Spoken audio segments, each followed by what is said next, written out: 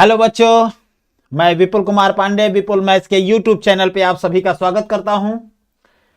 प्रतिदिन की तरह आज भी मैं आप लोगों के बीच आ गया हूं एक नए टॉपिक के साथ, जो कि एसएससी जीडी बार बार पूछ रहा था। तो मैं सोचा इस पर एक ब्रीफ वीडियो बना ही देता हूं, जिससे बच्चों को लाभ होगा। ऐसे प्रश्नों का कलेक्शन एसएससी जीडी में जो प्रश्न आए हुए हैं और जो आ सकते हैं, जिनकी संभावना ज्यादा है, इस चैप्टर में हम लेंगे। नाम है इसका मेंसुरेशन, जिसको हम लोग क्षेत्रमिति के नाम से जानते हैं। बेटा क्या है? क्षेत्रमिति। जितना क्षेत्र ग्रहण करेगा और उसका जो हम अध्ययन करेंगे उसी को हम क्षेत्रमिति कहते हैं, मेंसुरेशन। बच्चों को सबसे ज्यादा डर लगता है और इस पर हम ट्रिकी मेथड से सारी चीजों को डील करेंगे और बेसिक चीज समझते हुए। तो जल्दी से विपुल मैथ्स चैनल को सब्सक्राइब कर दीजिए, जो नए हैं, और जो पुराने हैं वो शेयर कर दीजिए और लाइक कर दीजिए। लाइक क्यों करेंगे सर जी? मुझे आप पसंद नहीं है। अरे भाई, नहीं पसंद है फिर भी लाइक कर दो, थोड़ा सा क्या दिक्कत है। ओके, तो बच्चों एक बार शेयर कर दीजिए और बता दीजिए कि हाँ, सारी चीजें सर जी बढ़िया से दिखाई दे रही है। मैं मानता हूं कि थोड़ी देर के लिए दिक्कतें हुई और क्लास 7 बजे से नहीं स्टार्ट हो पाई। उसका सबसे बड़ा रीजन क्या रहा है?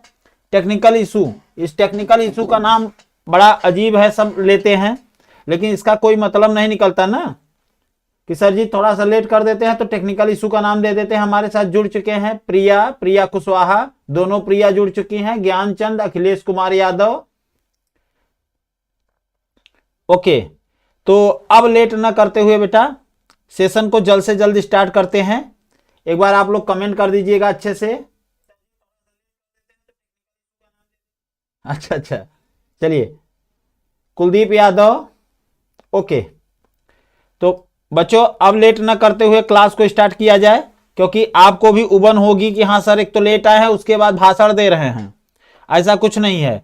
तो एसएससी जीडी ऐसे प्रश्नों का कलेक्शन जो पेपर में आए हुए हैं, ठीक है। तो सबसे पहले हम बात करेंगे त्रिभुजों पे आधारित प्रश्न। बेटा त्रिभुज होता क्या है, पहले इस चीज को समझ लिया जाए। कितने प्रकार का होता है, इस बात को थोड़ा सा समझ लिया जाए। फिर इसके क्षेत्रफल वगैरह में क्या होती है बातें, उसको समझ लिया जाए, तब बात करेंगे। मतलब एक थ्योरी देते हुए फिर उसके बाद हम क्वेश्चन पे आएंगे। तो आप लोगों का साथ बना रहे। कमलेश चौहान जुड़ चुके हैं, धन्यवाद, हम अच्छे हैं। आप अपना बताइए भाई। तो त्रिभुज होता क्या है? तीन भुजाओं से घिरी हुई आकृति को हम क्या बोलते हैं भाई? त्रिभुज कहते हैं। त्रिभुज में होता क्या क्या है? तीन भुजाएं, देखिए तीन शीर्ष होते हैं, जहां पे ये तीनों रेखाएं एक दूसरे को काटती हैं बेटा, उसे हम शीर्ष बोलते हैं। मान लीजिए ये तीनों बिंदु क्या है? ए, बी और सी। इन बिंदुओं को मिला दिया जाए तो ये भुजा हो जाती है। ए के सामने की भुजा स्मॉल ए, सी के सामने की भुजा स्मॉल सी और बी के सामने की भुजा स्मॉल बी होती है। तो तीन भुजाओं से घिरी हुई समतली आकृति ही त्रिभुज कहलाती है। डिफिनीशन लिखने की जरूरत है? चलिए लिख देते हैं। तीन भुजाओं से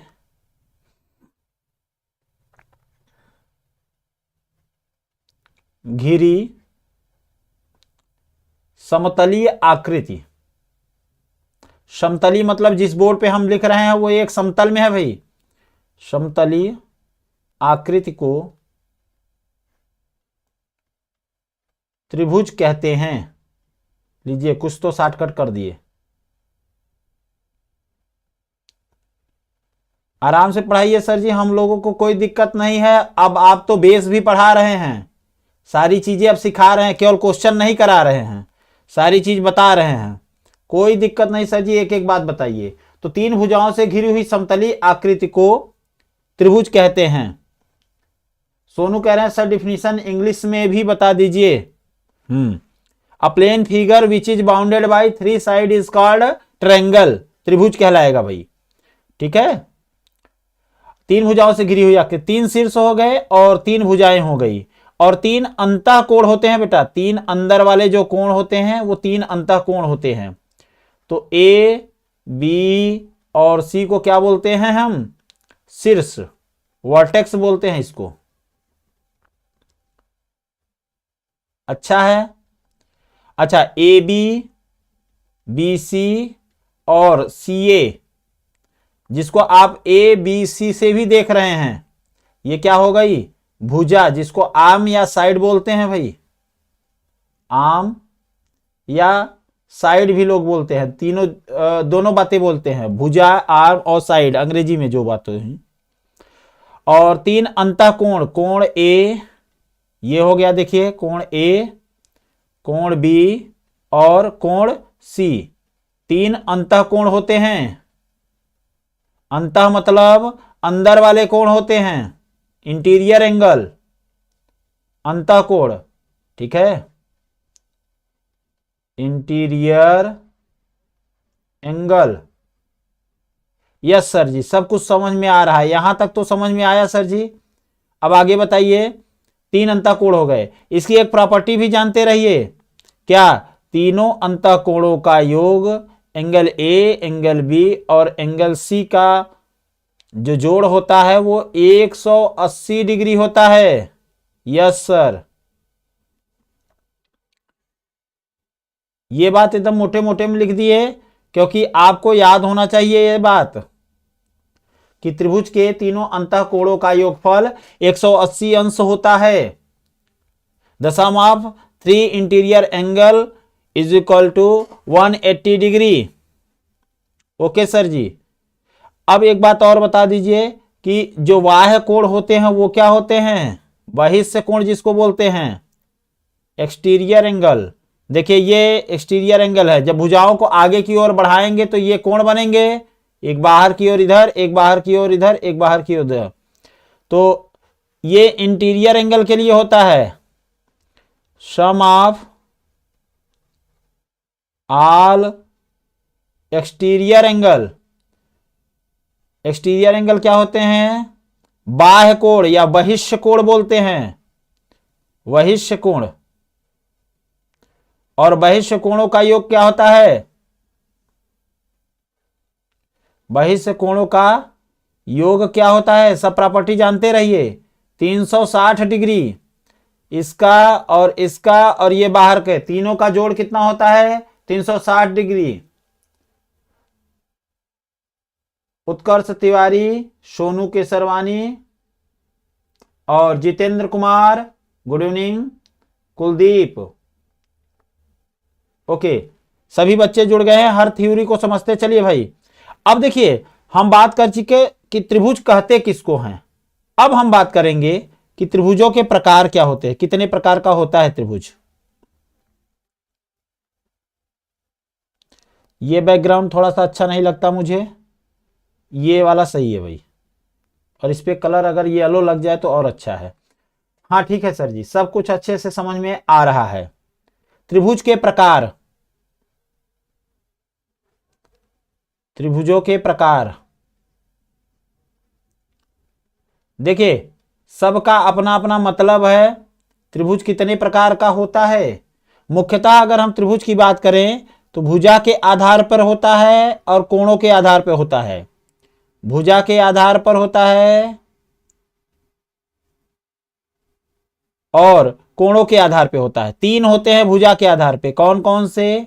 समबाहु त्रिभुज। मैं यही सारी बातें बता दे रहा हूं, एकदम ध्यान से समझिए, जिसको हम लोग इक्विलेटरल ट्रायंगल के नाम से जानते हैं। थोड़ा आज आंख चमक रही भाई, थोड़ा क्या दिक्कत? हाँ, समबाहु त्रिभुज जिसको हम बेटा इक्विलेटरल के नाम से जानते हैं।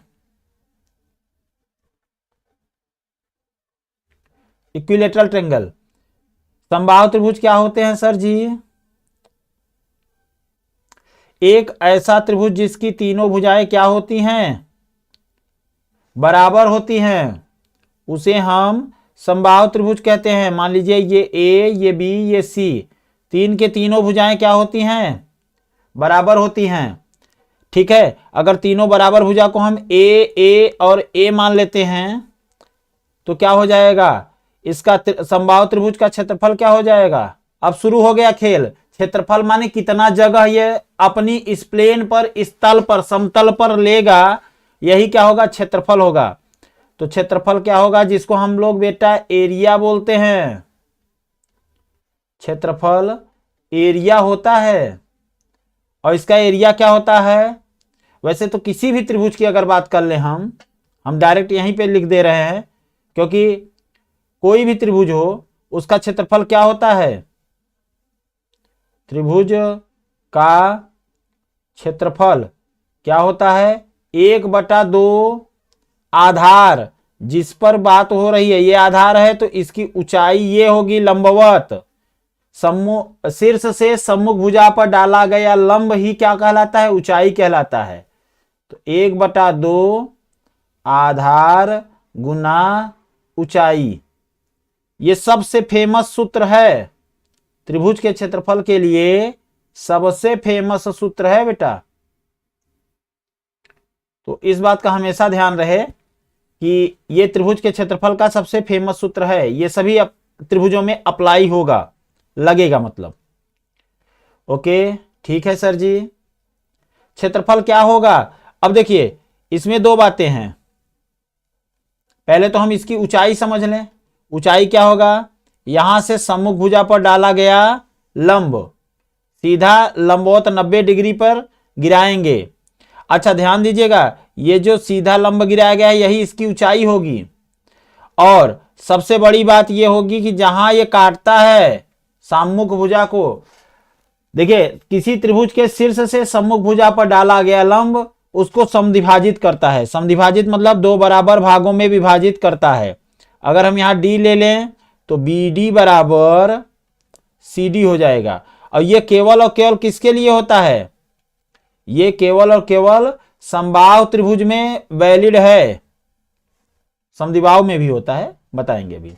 तो क्षेत्रफल जरा सा देख लें, इसका क्या होगा, इसका क्षेत्रफल होगा करणी में 3/4 और ये जो भुजा है उसी का स्क्वायर, पहला सूत्र। दूसरा समझ लें, इसकी ऊंचाई क्या होगी, तो ऊंचाई भी डायरेक्ट प्रश्न में पूछा जाता है तो उसको भी याद रखें। ऊंचाई h बराबर होता है करणी में 3/2 इंटू भुजा। अच्छा तीसरी बात आप याद रखिएगा, ये BD और CD किसके बराबर होते हैं, आधा हो जाता है भुजा का, आधा a/2 हो जाएगा। तो क्षेत्रफल हो गया, ऊंचाई हो गया, इससे ज्यादा इसमें कुछ पूछा नहीं जाता। ये भी जानते रहिए प्रत्येक भुजा बराबर होती है, प्रत्येक भुजा, तो अब ज्यादातर बच्चे केवल भुजा जानते हैं, प्रत्येक भुजा ही नहीं बराबर होती, प्रत्येक कोण भी बराबर होते हैं। प्रत्येक भुजा तथा प्रत्येक कोण बराबर होते हैं, कोण बराबर होते हैं। सर जी पूरी बात बता देंगे क्या, सब मैं यहां लिख दूंगा, उसके बाद मैं क्वेश्चन लूंगा, इस पर ध्यान दीजिएगा।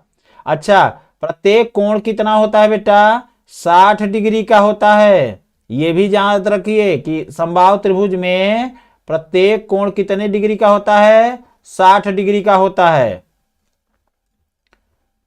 सर जी थोड़ा सामने से हट जाइए, दिखाई नहीं दे रहा है। ओके इसका पूरा का पूरा स्क्रीनशॉट आपको टेलीग्राम चैनल पे मिल जाएगा, ज्यादा परेशान ना हो, जितना आप ज्यादा परेशान होंगे उतनी ही आपको दिक्कत होगी, ठीक है। ओके चलिए, सर जी कहाँ चलना है,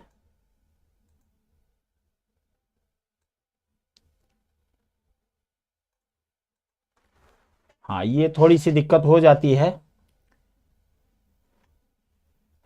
प्रत्येक भुजा प्रत्येक कोण क्या होते हैं, बराबर होते हैं। प्रत्येक कोण कितने डिग्री का होता है, 60 डिग्री। सर एक्सटर्नल का मतलब आउटसाइड, हाँ एक्सटर्नल मतलब बाहर का, किसी एक भुजा को बाहर की ओर बढ़ा दिया जाए तो ये भुजा के साथ जो कोण बनाते हैं उसी को हम एक्सटर्नल बोलते हैं। देख लीजिए आप यहां पे दिखाई दे रहा है ना बेटा, ये कोण,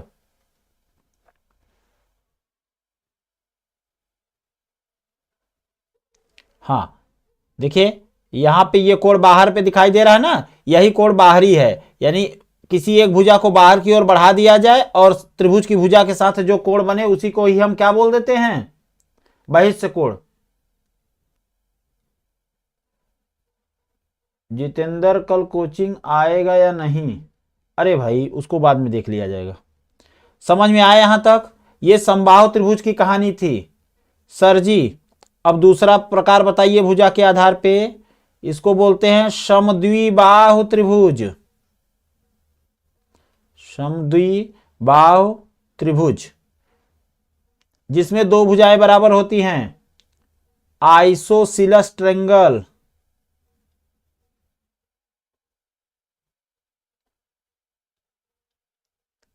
आइसोसिलस ट्रायंगल एक ऐसा त्रिभुज जिसकी दो भुजाएं क्या होती हैं बेटा? बराबर होती हैं। केवल और केवल दो भुजाएं बराबर होती हैं। हाँ देख लीजिए, त्रिभुज बनाने का प्रयास किए हैं वैसे ही। इसमें दो भुजाएं बराबर होती हैं, ये भुजा बराबर ये भुजा। ठीक है, इसमें बेसिक तरीका अप्लाई करते हैं, ज्यादा फार्मूला रटने की जरूरत नहीं है। यहां से सम्मुख भुजा पर लंब डालिए। ध्यान दीजिएगा, इसमें दो भुजा और दो कोण बराबर होते हैं। दो भुजा यानी दो साइड और दो कोण बराबर होते हैं। पहली कहानी यही है, एक ऐसा त्रिभुज जिसकी दो भुजाएं बराबर हों। समद्विबाहु, नाम देख रहे हैं, सम माने बराबर, द्वि माने दो, बाहु माने भुजा। एक ऐसा त्रिभुज जिसकी दो भुजाएं बराबर हों। अच्छा, यहां पर जब हम लंब डालते हैं 90 डिग्री पर, सामने वाली भुजा से, सामने वाले शीर्ष से सम्मुख भुजा पर डाला गया लंब उसको समद्विभाजित करता है। अर्थात समबाहु त्रिभुज की तरह यहां भी BD बराबर CD होगा। ठीक है। अच्छा, इसका क्षेत्रफल निकालने के लिए हम लोग यही काम करते हैं। त्रिभुज का क्षेत्रफल बराबर 1/2, आधार जो है BC है और ऊंचाई जो है वो AD है। ठीक है, ज्यादा दिमाग हम लोग लगाएंगे, फार्मूला रटने के चक्कर में पड़ेंगे तो कितना रटेंगे। ये दो बातें काफी थी समद्विबाहु त्रिभुज के लिए। और विषमबाहु भी त्रिभुज इसी में बता दे रहे हैं, क्योंकि उसमें कोई विशेष है नहीं, उसमें भी सारी चीजें इसी तरीके से करते हैं। तीसरा होता है विषमबाहु त्रिभुज। विषमबाहु त्रिभुज ऐसा त्रिभुज जिसकी तीनों भुजाएं भिन्न हों। ऐसा त्रिभुज जिसकी तीनों भुजाएं अलग अलग हों और तीनों अंतःकोण भी अलग होते हैं।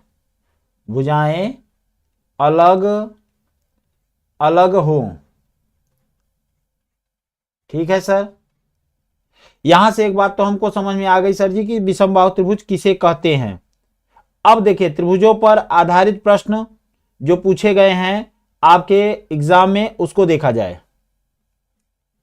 लीजिए, पहला सवाल आ गया आपके सामने। ये सब क्वेश्चन लेटेस्ट क्वेश्चन हैं। एक समबाहु त्रिभुज का क्षेत्रफल 25 वर्ग सेमी है, इसकी भुजा ज्ञात कीजिए। पहले एकदम आराम से सीधा सीधा क्वेश्चन अब करते हैं।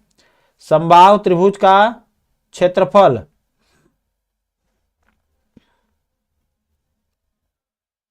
ठीक है, समबाहु त्रिभुज का क्षेत्रफल निकालना है। अब देखिए, इसमें तीनों भुजाएं क्या होती हैं? बराबर होती हैं। अगर तीनों भुजाओं को A मान लिया जाए तो समबाहु त्रिभुज का क्षेत्रफल क्या होता है? एरिया। एरिया होता है √3/2 इंटू भुजा स्क्वायर, और ये दिया गया है 25। ठीक है, तो A स्क्वायर कितना हो जाएगा? 25 दूना 50 बटा करणी में 3। ठीक है, ये मुझे लगता है कुछ गड़बड़ है क्या? 125 केवल 25 नहीं होगा। पहला ही क्वेश्चन टाइपिंग में मिस्टेक हो गया क्या भाई? उत्कर्ष तिवारी ऑप्शन बी बोल रहे हैं। कैसे?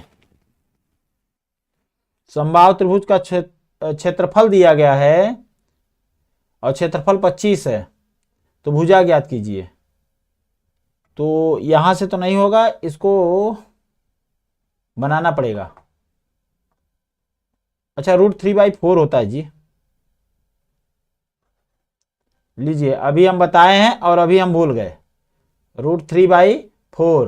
तो ये कितना हो जाएगा, यहां a², 25 चौका 100, 100/√3। ठीक है, बहुत सही। तो a बराबर कितना हो जाएगा, फिर भी तो नहीं आ रहा है।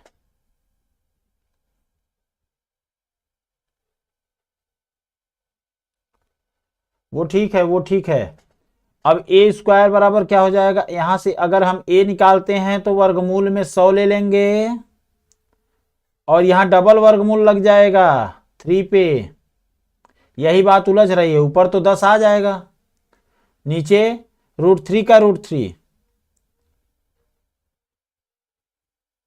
चलिए मैं क्वेश्चन को थोड़ा सा करेक्ट करता हूं, क्योंकि गलती तो है ही क्वेश्चन में टाइप करने में। क्वेश्चन को हम लोग एक बार करेक्ट करते हैं। इसको ले लेते हैं बेटा 25√3, 25√3।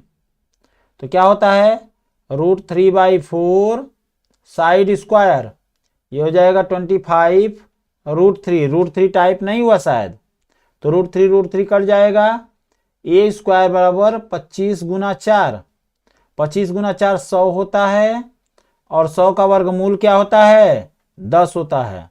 ठीक है, तो ऑप्शन ए सही जवाब है। सभी बच्चों को समझ में आया, किंग बॉय प्रिया, हाँ ए हो जाएगा।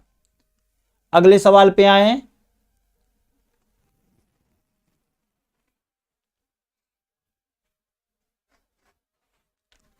यदि भुजा, लिखिए भुजा ही नहीं दिया गया है, यदि भुजा वाला समबाहु त्रिकोण हो तो त्रिकोण की ऊंचाई बताइए।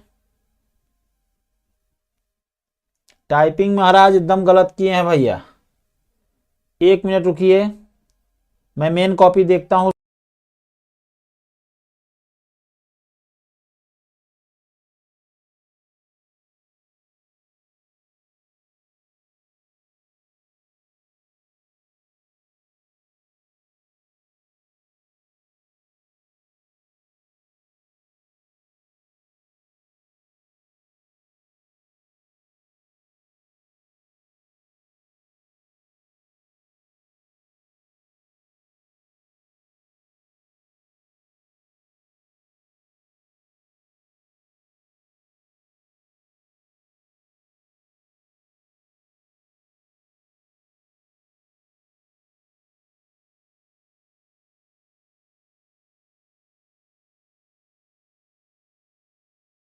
हाँ भाई, यहां पर भुजा है 2√3, 2√3। एक समबाहु त्रिभुज है जिसकी भुजा ए की वैल्यू है 2√3 वाला समबाहु त्रिकोण है, तो त्रिकोण की ऊंचाई ज्ञात कीजिए। तो यच बराबर ऊंचाई का फार्मूला है आपके सामने, यहां हम लिखे थे, याद हो तो थोड़ा सा ध्यान दे दीजिए। समबाहु त्रिभुज में देखिए ये ऊंचाई का फार्मूला लिखा गया है √3/2a।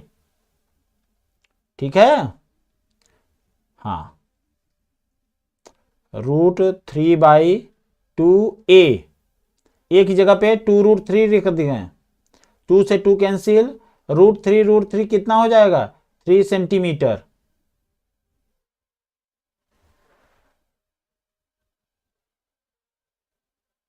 थ्री सेंटीमीटर ऑप्शन में दिया ही नहीं गया है, तो इसको करेक्शन किस तरीके से किया जाए भाई। 2√3, 4√3, 8√3, 16 सेंटीमीटर दिया गया था जी। चलिए लगाने का तरीका तो हम सीख गए ही हैं, वैल्यू बदलने से क्या मतलब है।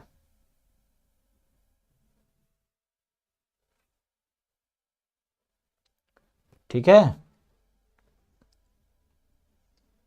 टाइपिंग वाले महाराज एकदम गलत किए हैं। कितना है, 16 सेंटीमीटर, 16 सेंटीमीटर दिया गया है, तो ये भुजा कितनी हो गई, 16। 16 से याद आया कि संख्या भी 16 हो गई। अच्छा, भुजा 16 है, एच कितना हो जाएगा, √3/2 भुजा स्क्वायर यानी 16। भुजा स्क्वायर नहीं होता, वहां एरिया में होता है। तो 2 से काट दीजिए, 2 अट्ठे तो 8, कड़ी में 3 हो जाएगा। ये देखिए रेड किए हैं उसको, सही वाले आंसर को। चलिए इसका भी आंसर तो आपको पता ही होगा क्योंकि यहां से रेड है। हाँ, यहां देखिए यदि समबाहु त्रिभुज की ऊंचाई, यदि समबाहु त्रिभुज की ऊंचाई कितनी है, यहां 2√3 है, 2√3 है। आपको ऊंचाई ही दी गई है 2√3 और आपको पता है कि √3/2a होता है ये। तो √3 से √3 कैंसिल, तो a = 2 2 जा 4 हो जाएगा। त्रिभुज का क्षेत्रफल निर्धारित कीजिए।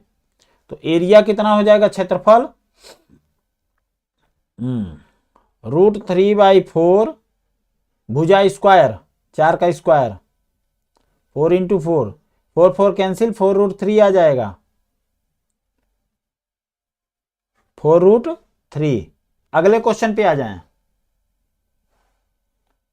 हाँ, प्रिया ऑप्शन सी, ऑलराउंडर जय सिया राम, साक्षी के शर्वानी, उत्कर्ष तिवारी, बहुत बढ़िया। अच्छा देखते जाइए भाई, क्योंकि यहाँ पे टाइपिंग मिस्टेक हुई है तो चीज़ों को सुधार लिया जाए। यहाँ 9√3 होगा, 9√3। हाँ, एक समबाहु त्रिभुज का क्षेत्रफल इतना है तो परिधि निकालिए। परिधि मतलब परिमाप होता है, ठीक है। तो समबाहु त्रिभुज का क्षेत्रफल, समबाहु त्रिभुज दिया गया है, इसकी परिधि क्या होगी। अगर हम साइड निकाल लेते हैं ए तो तीनों को जोड़ देंगे तो परिधि या परिमाप होता है। परिधि या परिमाप दोनों एक ही बात है। वृत्त के लिए ज्यादातर परिधि अप्लाई किया जाता है, इसलिए बच्चों को वृत्त ही याद आता है, बाकी सभी जगहों में होता है। एक समबाहु त्रिभुज का क्षेत्रफल, क्षेत्रफल मतलब कितना है बेटा, √3/4, ठीक है। संख्या इंक्रीज करिए रेगुलर, इसी तरीके से आपको पूरा का पूरा डिस्क्रिप्शन के साथ क्लास दी जाएगी। क्या डिस्क्रिप्शन सर जी, एक एक थियरी पढ़ा दी जाएगी इसी तरीके से, घबराइए नहीं। सर जी हम क्यों घबराएंगे। तो √3/4 भुजा स्क्वायर, यही क्या होता है, आपका क्षेत्रफल होता है। 9 कणी में 3 दिया गया है ये क्षेत्रफल, तो कणी में 3 तो पहले उड़ गया। a² = 9 × 4। अब देखिए आसान होता है, a = 9 का वर्गमूल 3, 4 का 2, यानी भुजा आ गई 6। और जैसे ही भुजा आई यहां रखिए, 3 × 6 = 18 सेंटीमीटर। ऑप्शन ए सही जवाब है। तो क्षेत्रफल के सवाल आपको दिक्कत नहीं होगी अगर आप ये पूरी क्लास लगातार लाइव में। एक फायदा होता है, चीजें आप तुरंत पूछ सकते हैं।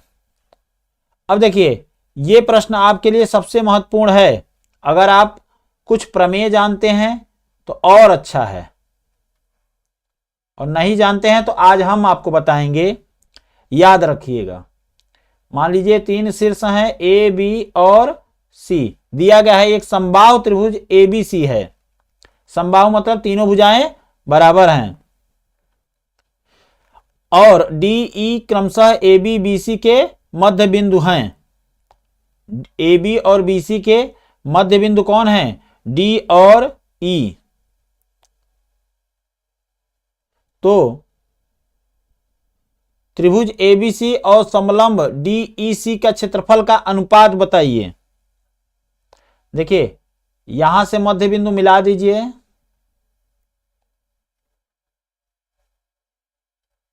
ये D और ये E है। अब देखिए ये बराबर इतना है, ये दोनों भुजाएं क्या हैं, बराबर हैं। चलिए अब समलंब का क्षेत्रफल और त्रिभुज के क्षेत्रफल का अनुपात बताइए। ये समलंब का और ये ऊपर त्रिभुज के क्षेत्रफल का, ठीक है। जल्दी से कमेंट करिए, बड़े वाले त्रिभुज ABC का क्षेत्रफल और समलंब का क्षेत्रफल का अनुपात बताइए, ठीक है। एक बार मैं सवाल क्लियर कर लेता हूं। त्रिभुज ABC के क्षेत्रफल व समलंब ADEC, त्रिभुज डीईसी है।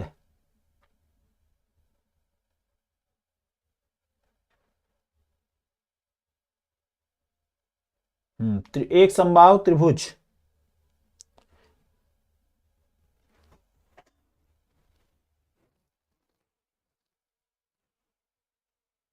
त्रिभुज एबीसी एक समबाहु त्रिभुज है। डीई क्रमशः एबी और बीसी के मध्य बिंदु है। तो त्रिभुज एबीसी के क्षेत्रफल और समलंब एडीईसी के क्षेत्रफल का अनुपात बताइए। हाँ ठीक है, सवाल सही है। थोड़ा सा यहीं, तो त्रिभुज एबीसी, यहां जो खाली जगह है, यहां जो खाली जगह है, इस खाली जगह में क्या भरा जाएगा? त्रिभुज एबीसी। और यहां पर त्रिभुज नहीं होगा, समलंब होगा। कौन सा? डीईसी, बीडीईसी, यहां पे समलंब होगा। डी बी ई सी के क्षेत्रफल का अनुपात। विशाल कुमार, साक्षी 18 सेंटीमीटर, हाँ वो तो पिछले का है। संजय, प्रिया, ऑप्शन डी 4:3। आइए देखते हैं।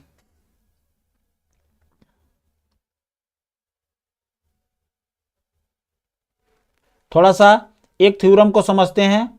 अगर एक हम यहां से और यहां खींच दें, मध्य बिंदु को मिला दिया जाए, तो एक प्रॉपर्टी को हम फॉलो करा सकते हैं। ओ सर जी, आप तो गेम खेल गए। देखिए, ये पहला त्रिभुज, दूसरा, तीसरा और चौथा, ये चारों त्रिभुज का क्षेत्रफल समान होता है। ठीक है, चारों त्रिभुज का क्षेत्रफल क्या होता है? समान होता है, एक बराबर होता है। अगर हम देखें, और सभी सर्वांगसम होते हैं, सर्वांगसम होते हैं। एक बात और याद रखिएगा, दो त्रिभुज सर्वांगसम है तो उनके क्षेत्रफल बराबर होंगे।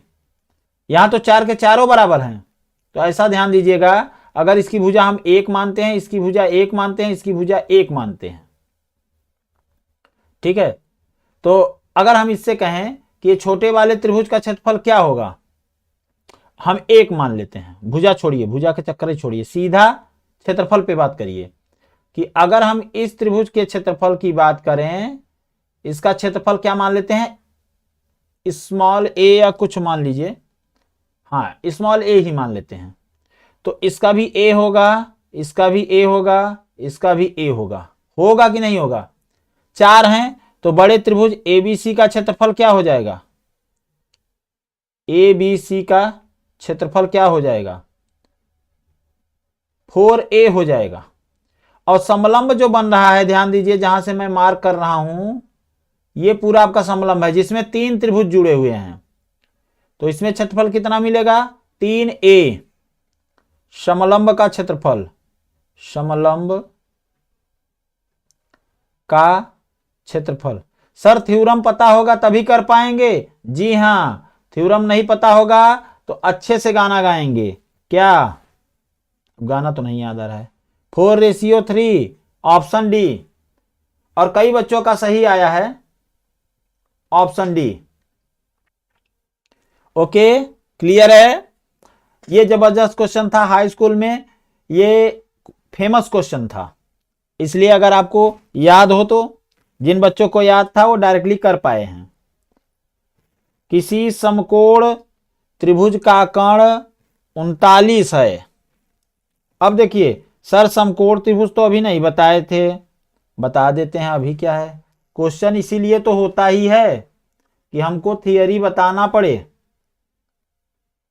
अगर हम थियरी न बताएं तो आप उसको कर ही नहीं पाएंगे। चलिए, नहीं सर ऐसा नहीं, हम कर लेते हैं, हमें इतना बेवकूफ न समझिए। समकोण त्रिभुज क्या होता है?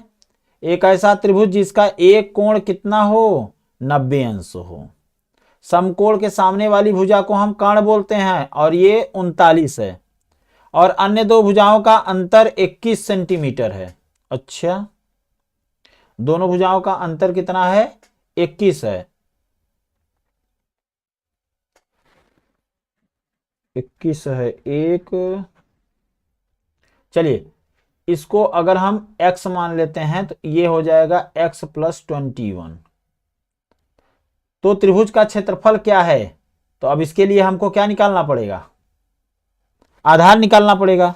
लेकिन मैं आपको एक और तरीका बताता हूं।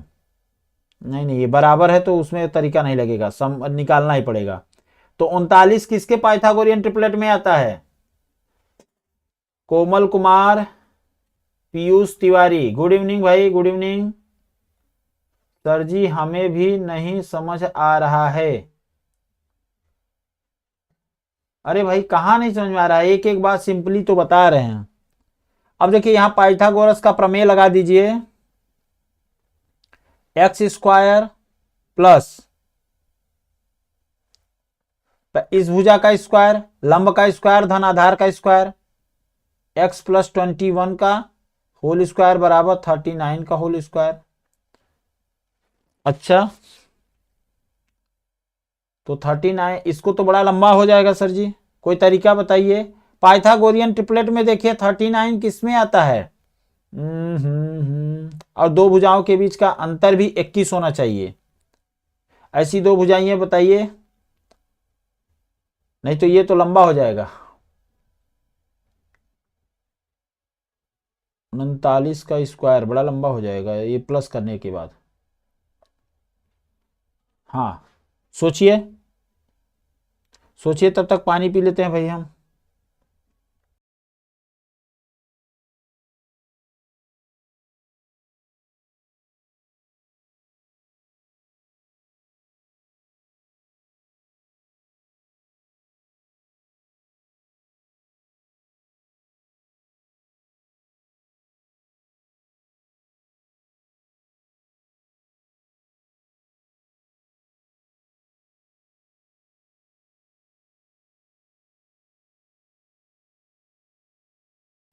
ओके चलिए भाई क्वेश्चन पे आते हैं एक बार फिर से। यहां पाइथागोरस का थ्योरम लगा के आप सीधा वर्क करके सॉल्व भी कर सकते हैं, या फिर आप कुछ तरीका अपनाई करिए पाइथागोरियन ट्रिपलेट याद करके। चलिए पहले सॉल्व ही कर देते हैं। तो एक्स स्क्वायर और ए प्लस बी के होल स्क्वायर से इसको तोड़ देते हैं, a square plus B square plus 2ab, 41 दूना 21 दूना 42 एक्स बराबर इसका 9 81 और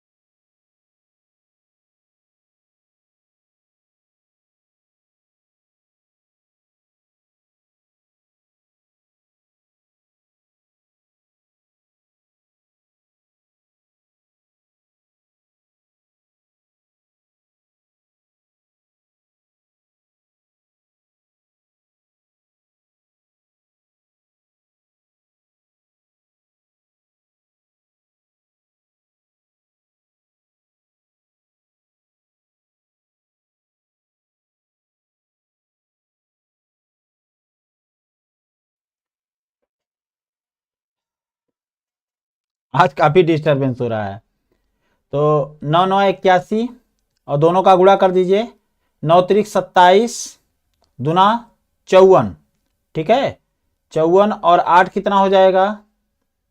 54 और 8, 8 4 12, 6 1 7 72। तो 2 लिखेंगे, 7 हाथ से लगेगा, 3 त्रिका 9 और 7 16, 1621 हो जाएगा। नहीं ये तो ज्यादा हो गया।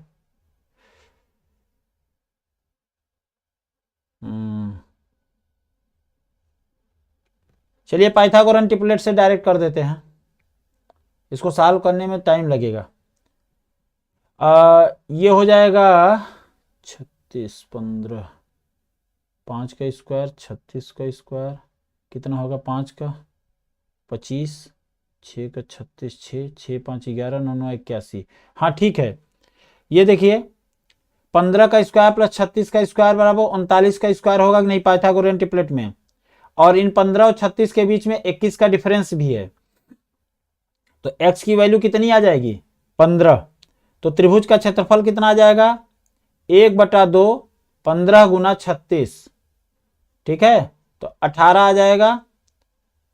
18 पंजे 90, 18 का 18 और 9 27, 270 centimetre square. Option number B इसका सही जवाब होगा।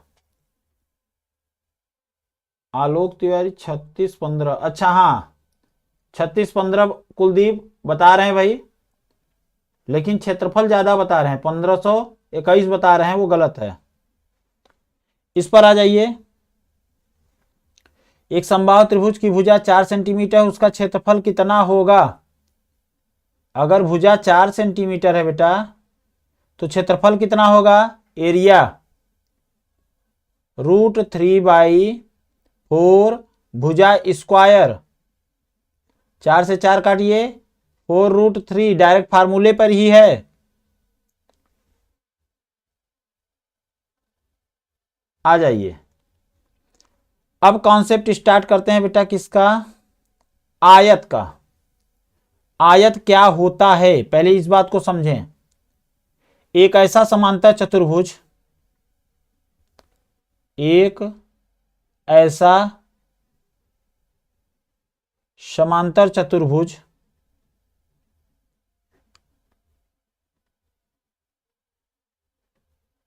अब समांतर चतुर्भुज क्या होता है? पैरेललोग्राम होता है। समांतर मतलब आमने सामने की भुजा क्या हो? समांतर हो और बराबर हो। समांतर होता है तो अपने आप बराबर ही हो जाता है, ये भुजा बराबर इसके और ये दोनों भुजा बराबर होंगी। तो एक ऐसा समांतर चतुर्भुज, हाँ ऑप्शन डी, संजय कुमार, आलोक तिवारी, साक्षी केसरवानी, सोनू केसरवानी, सभी का आ रहा है। सर ये क्वेश्चन नहीं समझ आया आलोक तिवारी, आप पीछे से फिर से रिपीट कर दीजिए, ऑनलाइन में सब रिकॉर्ड हो जाता है। जो लाइव क्लास चल रही है उसको थोड़ा स्लाइड करके आप देख लीजिए, आपको समझ में आ जाएगा। एक ऐसा समांतर चतुर्भुज जिसका प्रत्येक अंतःकोण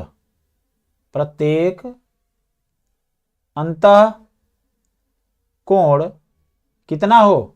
90 डिग्री हो, आयत कहलाता है। ठीक है सर जी, इंग्लिश में भी definition. A parallelogram in which all interior angle is equal to 90 degree. एक ऐसा पैरेललोग्राम जिसका सभी इंटीरियर एंगल क्या हो? 90 डिग्री हो।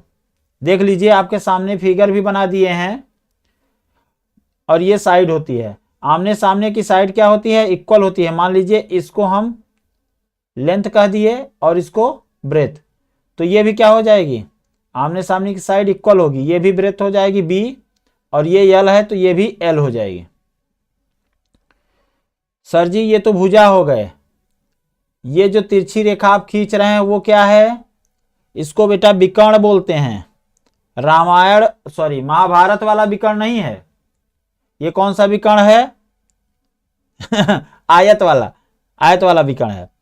तो ये विकर्ण हो जाएगा जो कि विपरीत शीर्षों को मिलाता है, जैसे ए बी सी और डी कर दिए, तो इसमें विपरीत शीर्षों को मिलाता है, अपोजिट वर्टेक्स को मिलाता है। तो सर जी कितने डायगोनल होते हैं?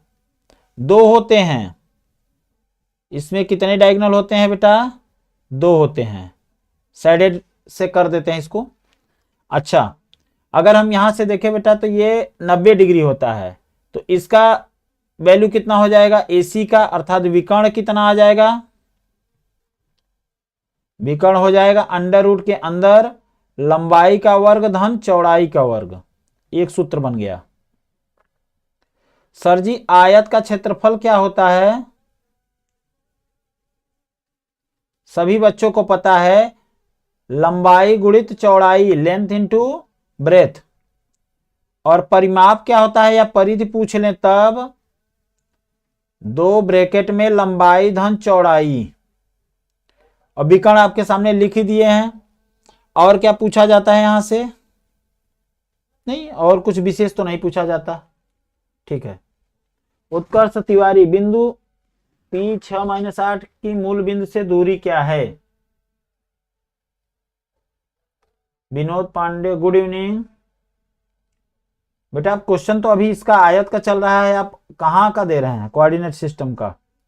ओके, बाकी लास्ट तक आप रुकिए, लास्ट में अभी इसको सेशन को कंप्लीट करते हैं तो आपका क्वेश्चन भी हम बता देंगे। आ जाइए आयत पे सवाल करते हैं। थोड़ा सा थियरी बताएं सर जी, तुरंत आयत पे सवाल। हाँ भाई, आसान क्वेश्चन है तो कर लिया जाए। यदि एक आयत की एक भुजा की लंबाई और विकर्ण क्रमशः 7 और 25 है तो इसका परिमाप ज्ञात कीजिए। चलिए एक आयत लेते हैं और आपके सामने ही इसको सॉल्व करने का प्रयास करते हैं। ओके, हाँ सर जी इसको सॉल्व करते हैं। बाकी बच्चे किधर गए भाई? तो लंबाई कितनी है इसकी? 7, और विकर्ण कितनी है? 25। ये 7 है और ये 25 है। ये कितना होगा?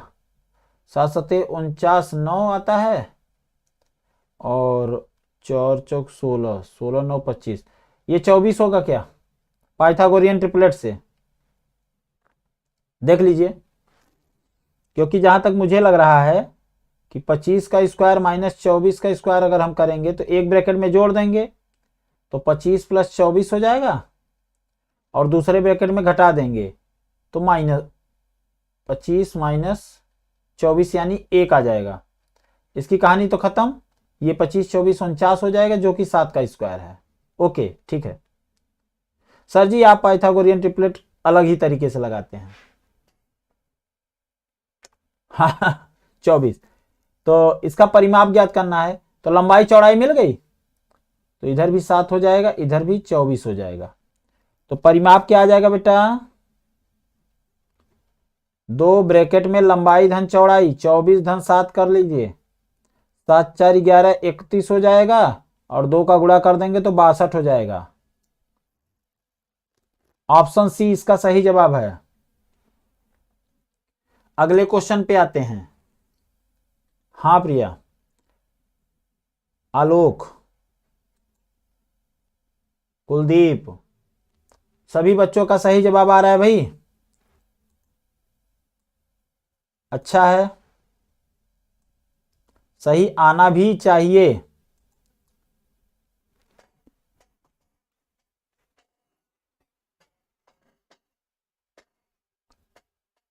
सर जी हम लोगों का हमेशा सही आता है, क्योंकि हम लोग हमेशा कंसंट्रेट रहते हैं भाई। ठीक है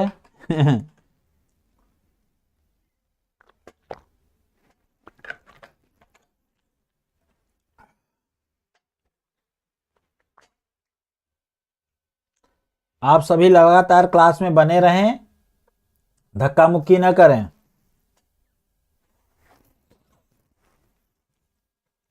एक आयत के विकर्ण की लंबाई 26 है और बाजू की लंबाई, बाजू मतलब बगल वाली भुजा की लंबाई 10 है। अच्छा,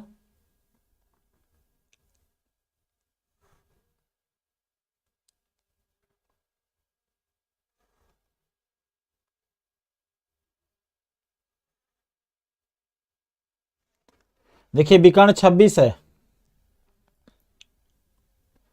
और बाजू की लंबाई 10 सेंटीमीटर है। आयत का क्षेत्रफल क्या होगा? ये 10 है, ये 26 है, तो 26 का स्क्वायर माइनस 10 का स्क्वायर निकाल लीजिए, तो ये भुजा आ जाएगी। अंडर रूट लेते हुए अंडर रूट में एक बार जोड़ेंगे तो 36 हो जाएगी, और घटाएंगे तो 16, 36 का 6, 16 का 4, 6 चौक 24 आ जाएगा। पाइथागोरन ट्रिपलेट निकालने का ये तरीका बहुत बढ़िया है। तो क्षेत्रफल क्या आ जाएगा? अगर हम क्षेत्रफल की बात करें तो लंबाई गुणित चौड़ाई होता है, यानी 24 गुना 10, 240 सेंटीमीटर वर्ग सेमी। Option D. सर जी कैसे निकल गया? पाइथागोरस ट्रिपलेट क्या होता है? इसका स्क्वायर 26 का स्क्वायर सबसे बड़ी भुजा का वर्ग शेष दोनों भुजाओं के वर्गों के योग के बराबर होता है। वहीं से बेटा एक आयत का परिमाप और चौड़ाई, परिमाप होता है 2 लंबाई धन चौड़ाई होता है, और ये 68 है, और चौड़ाई यानी बी दिया गया है इसमें 10, बी की जगह पे रख दीजिए, बाकी की वैल्यू निकाल लीजिए। लंबाई धन 10 बराबर 2 से भाग दे दीजिए, 34 आ जाएगा। घटा दीजिए, लंबाई आ जाएगी आपकी 24। इसके विकर्ण की लंबाई चाहिए इनको, तो विकर्ण क्या होता है, कर्ण के अंदर लंबाई धन लंबाई का वर्ग यानी 24 का वर्ग प्लस जो चौड़ाई है 10 का वर्ग। 24 का वर्ग होता है आपका 576 और 10 का 100, 10 ही है ना। परिमाप 68 है और चौड़ाई 10 है। विकर्ण की लंबाई की गणना कीजिए। इस क्वेश्चन को भी चेक कर लेते हैं भाई, मुझे लग रहा है कुछ कंफ्यूजन।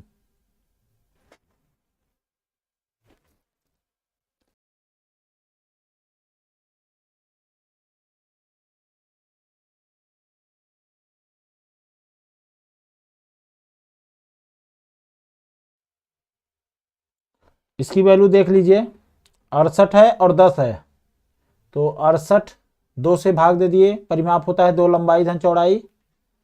34 में से 10 निकाल दिए, 24 का वर्ग धन 10 का वर्ग। 576 और 676, 676 किसका वर्ग होता है, 26 का,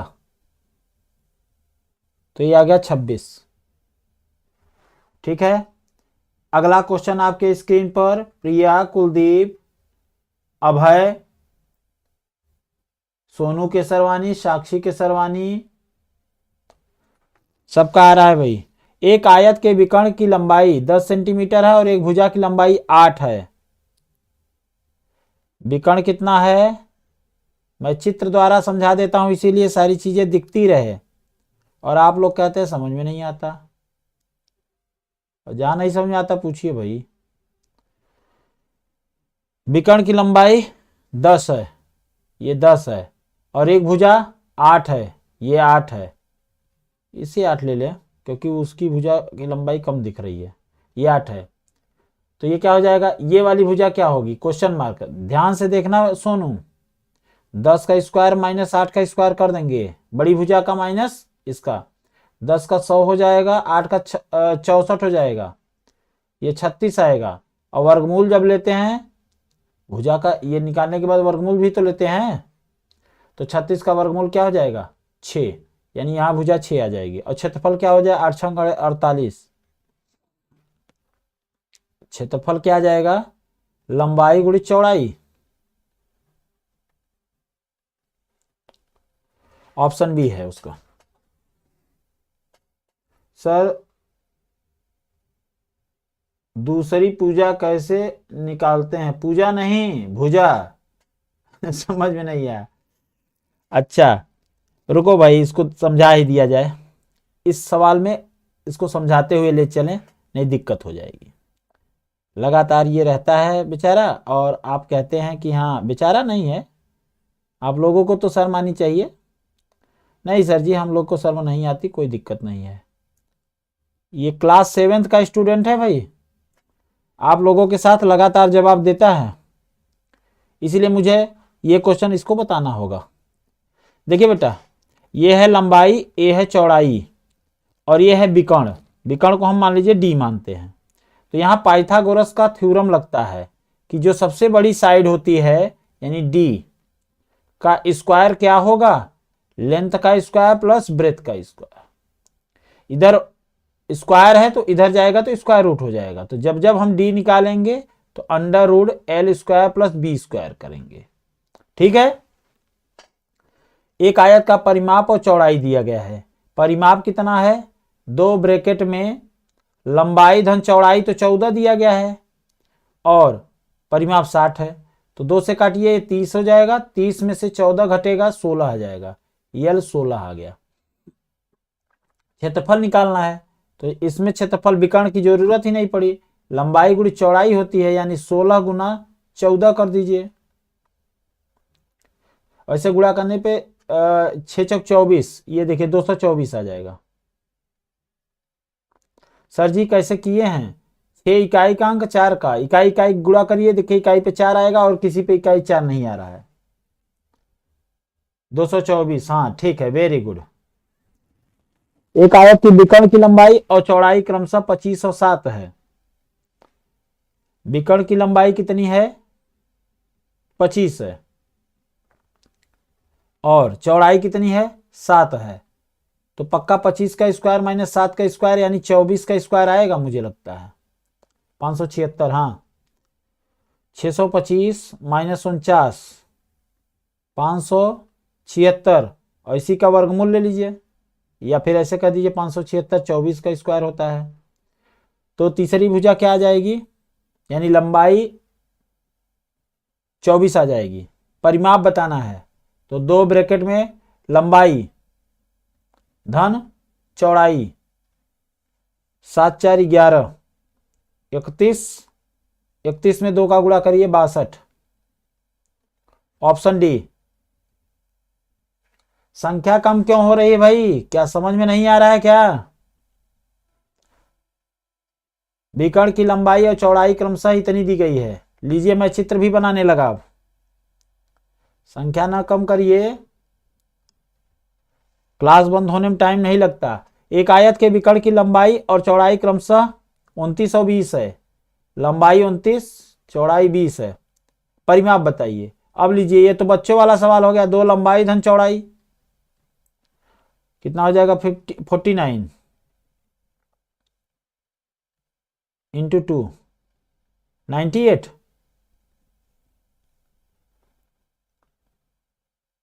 49। अच्छा, विकर्ण की लंबाई है भाई, ध्यान ही नहीं देते एकदम, मतलब फास्ट हम फास्ट चल रहे हैं सर जी, एकदम बाहुबली 3 वाला स्पीड है आपका। हाँ, इधर 20 है, इधर 29 है। तो ये भुजा निकालने के लिए क्या करेंगे? 29 का स्क्वायर माइनस 20 का स्क्वायर। अब देखिए 20 एक ब्रैकेट में जोड़ दीजिए 49 हो जाएगा, दूसरे ब्रैकेट में घटा दीजिए 9 हो जाएगा, और स्क्वायर रूट ले लीजिए, ये आ जाएगा 7, ये हो जाएगा 3, 21 आ गया। अब परिमाप निकालिए तो 20 और 21 जोड़ के दुगना कर दीजिए, अपने आप परिमाप आ जाएगा, पेरीमीटर 82।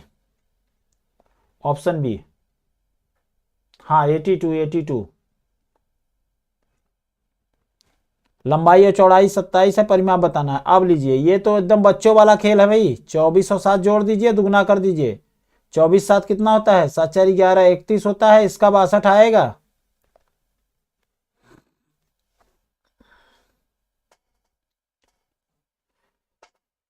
थोड़ा सर जी सांस ले लीजिए भाई, हम लेट आए थे तो हम सोचे कि थोड़ा सा तेज करा के क्वेश्चन को टाइम से खत्म कर दिया जाए, क्योंकि हम आज क्वेश्चन बहुत लेकर आए थे। लगभग 25 से 30 क्वेश्चन थे हर टाइप से, लेकिन बच्चे गायब चल रहे हैं भैया आज, पता नहीं क्यों संख्या गायब है।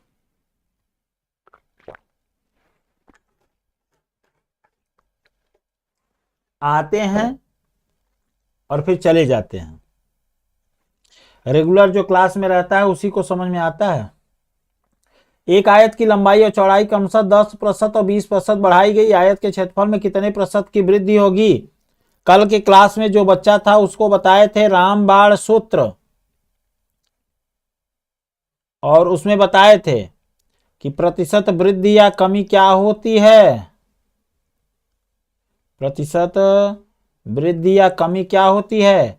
पहला प्रतिशत प्लस दूसरा प्रतिशत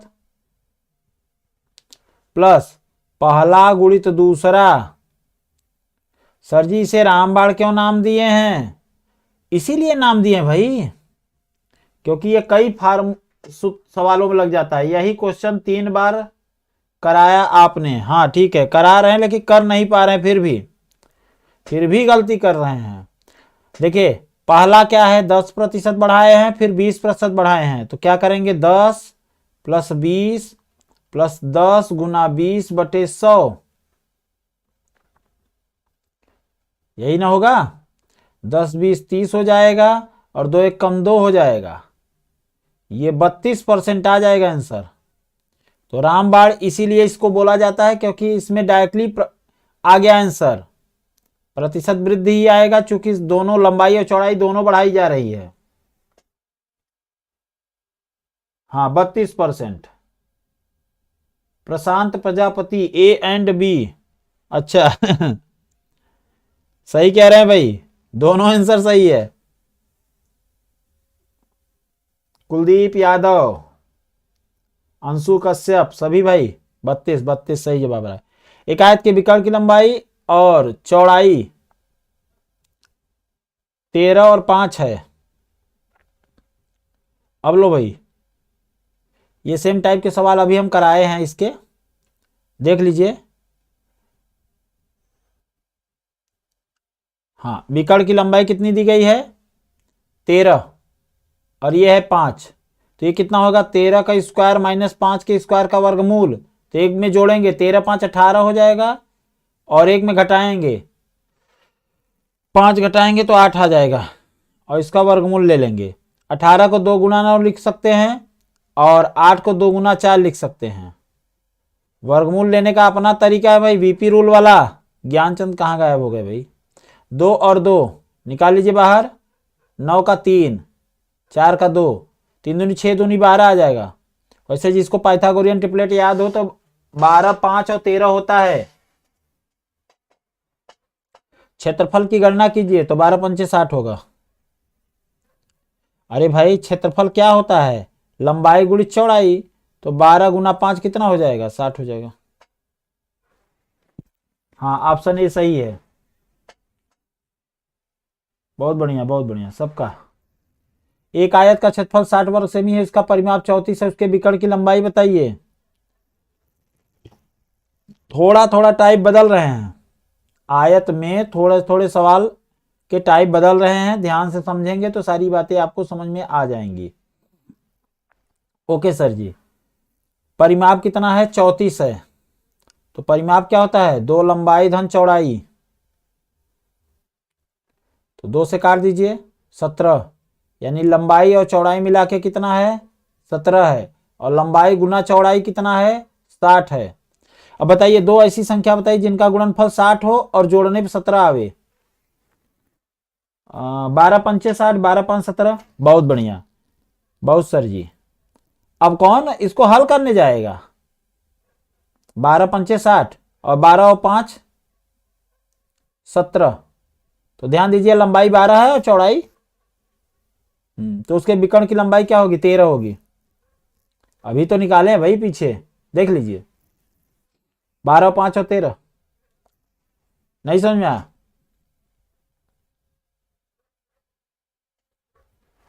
ऑप्शन डी होगा। एक आयत के विकर्ण की लंबाई क्या होनी चाहिए यदि उसके क्षेत्रफल और चौड़ाई क्रमशः 60 और 5 हों? तो लंबाई गुना चौड़ाई होता है 60, और उसकी चौड़ाई कितनी है? 5 है, तो पक्का ये 12 होगा, क्योंकि 12 पंजे 60 होता है। एक आयत के विकर्ण की लंबाई क्या होनी चाहिए? 13 होनी चाहिए, अभी अभी निकाले हैं। 12 और 5 ये आ गया, तो 13 भी निकाले हैं। 12 5 13, 5 12 13, तो ये लंबा ये चौड़ाई तो ये लंबाई तो ये विकर्ण हो जाएगा।